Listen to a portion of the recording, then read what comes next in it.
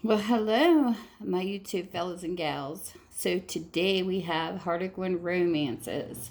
We are still on 10 books for $2. This is lot 64. And if you are interested in any of these lots, and I do have where I have a set of playlists so that you can go look at just the books. And if they're gone or sold, then I no longer have them. And I will put that up in the top so you know. If you want to contact me, you can contact me at tammysmakeuptreats@gmail.com with the lot number in the title, or Minda's Bookstore and more on Facebook. So this is book number 1. This is called The Spanish Uncle, Harlequin Romance 2313. There's a 1979 copyright. It's got a little bit of writing in it. It's what it looks like. And this is what it's about. Mary wanted to catch the next flight home. Mary Alice reluctantly took her nephew Paul to meet his wealthy Spanish relatives. She had raised her dead sister's son, but now they claimed him as heir. Though welcomed by Paul's grandfather, Don Emilio Alvarados,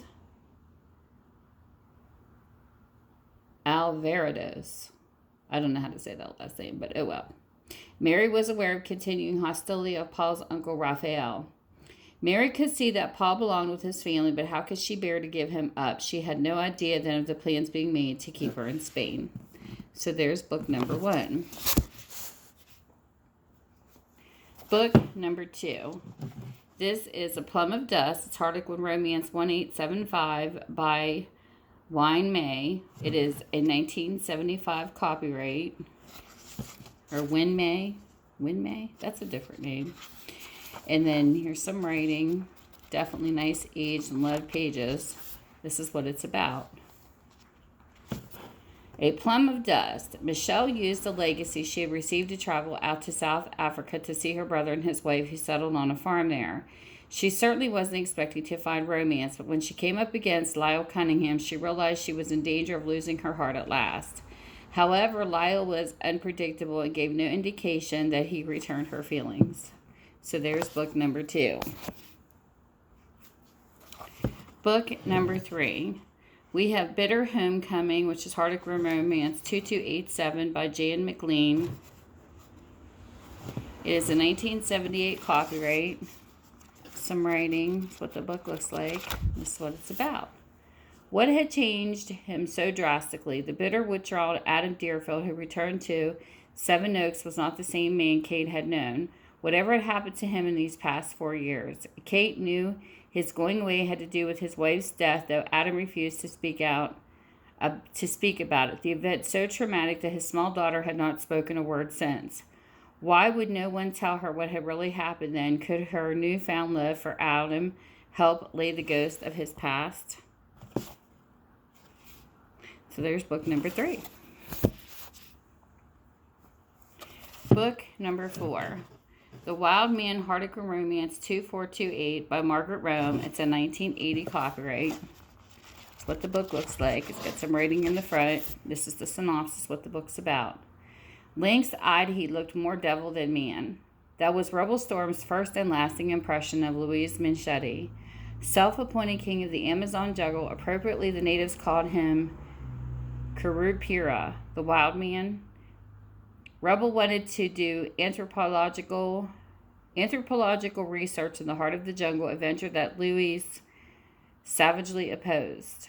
She refused to take no for an answer, then suddenly found herself caught between primitive head-hunting natives and the equally dangerous Curupira. Something like that. Book number 4. This is book number 5. This is called Iceberg by Robyn Donald. It is Harlequin Romance 2437. It is a 1980 copyright. It's got some rating. It's what the book looks like. And this is what it's about. Daddy, why don't you marry Lynette? Little Sarah Doyle adored Lynette, whose heart was touched by the loneliness of the bright motherless child. Sarah's father, Justin, was another matter entirely. He could be as cold as ice, yet possessed an animal magnetism that was impossible to ignore, though Lynette tried. Justin knew that Sarah would be devastated if she ever lost her companion. He had the perfect solution to keep Lynette around, but it certainly wasn't marriage. So there is book number 5. Then we have book number 6. And even though they don't have numbers, they're Harlequin romances. This is called After the Storm, Harlequin Americana 6 by Janet Dailey. It's a 1975. This is what the book looks like, and this is what it's about. A romantic tour of America through 50 favorite Harlequin presents each set in a different state by Janet and her husband Bill.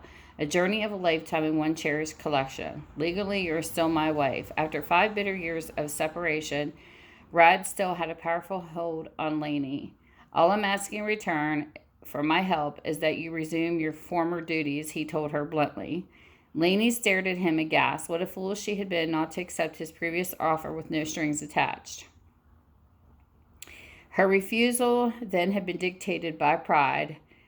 Now need forced her decision. What frightened her was that she actually wanted to go back to Red.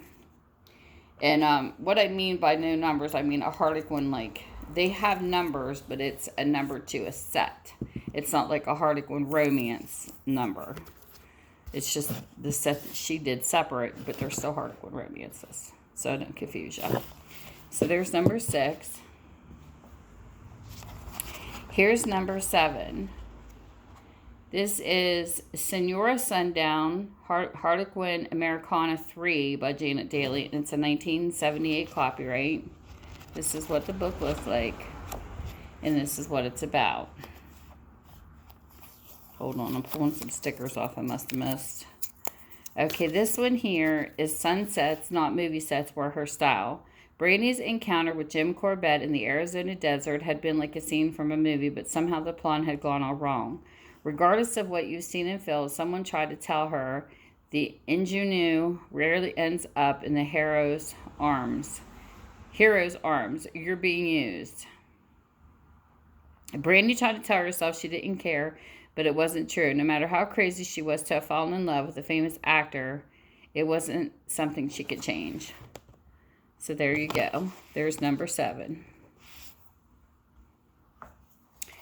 And then here is book number 8. This is Land of Enchantment by Janet Dailey, and it's another Harlequin Americana. This is copyrighted 1975, and this book is number 31. This is what it looks like, and this is what it's about. Nothing seemed to be turning out right. Stop trying to kid yourself and me, Lige snapped. You're homesick for the city life, but told you before we were married how much this ranch meant to me.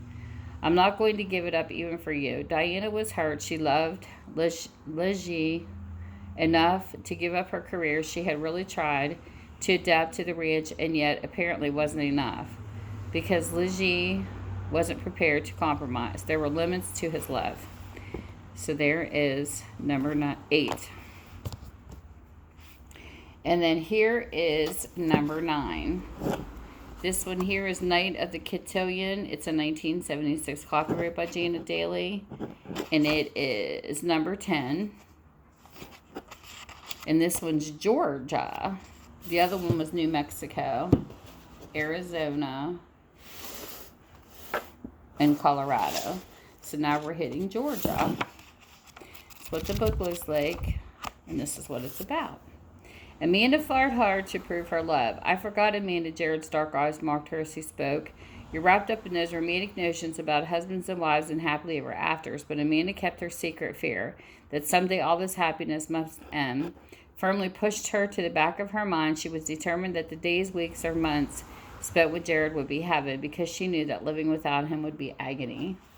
And these would be really cool if you have a Kindle or a Nook to look up too, because they look like an interesting set to read, being that they travel together and it's a husband and wife. And then we have book number 10. This is a collection. It's a Janet Dailey Collector's Edition. It's The Widows and the Wastrel. Something extra. And this is number 6, so there must be more collections. This is what the book looks like. This is what it's about. You have the first book, which is The Widow and the Wastrel. It's a 2-in-1. At their first meeting, Elizabeth had thought Jared Carell insulting those she couldn't ignore the turbulent emotions his kiss had aroused. But she had been only 17 then and about to marry his brother Jeremy. Elizabeth was a mature woman now and a widow, and why had Jed unexpectedly returned? Then you have book number 2, which is something extra. Jolie Antoinette,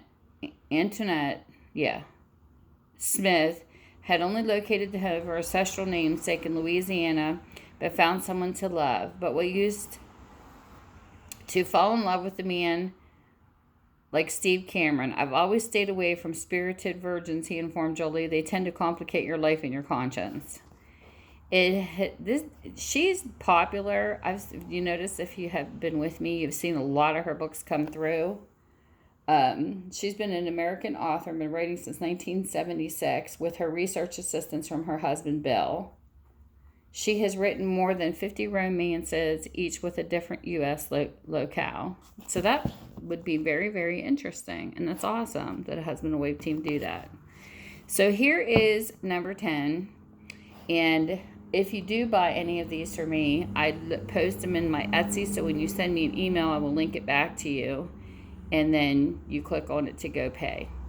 And that's how I do all my books.